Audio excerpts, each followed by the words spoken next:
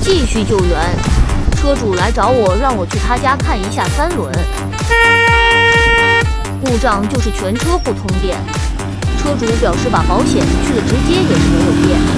这种问题一般就是脖子位置短路。车主说我走错了，我还以为他家在这边。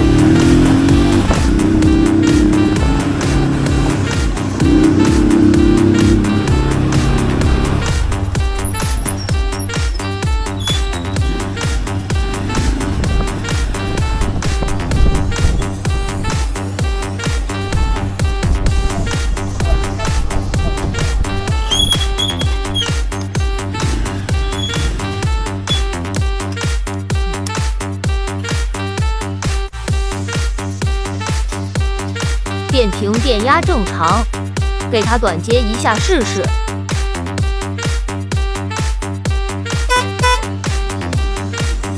就是锁问题，直接更换就 OK。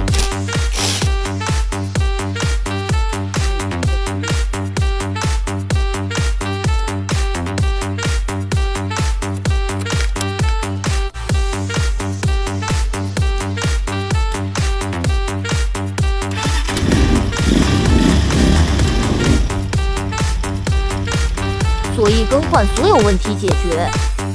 车主剪断的保险再给接回去一下。收工，继续下一家。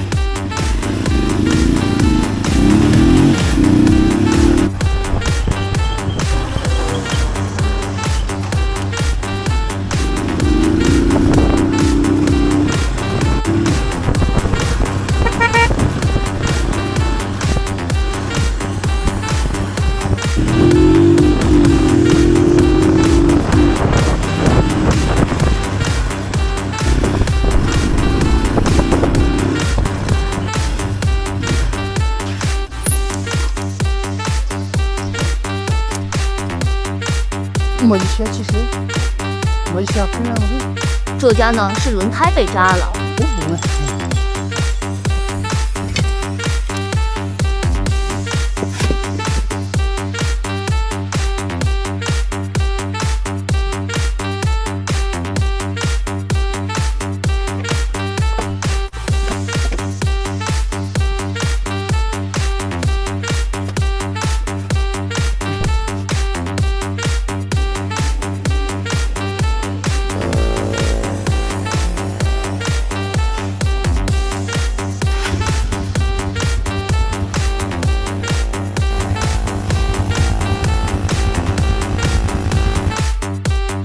搞好收工。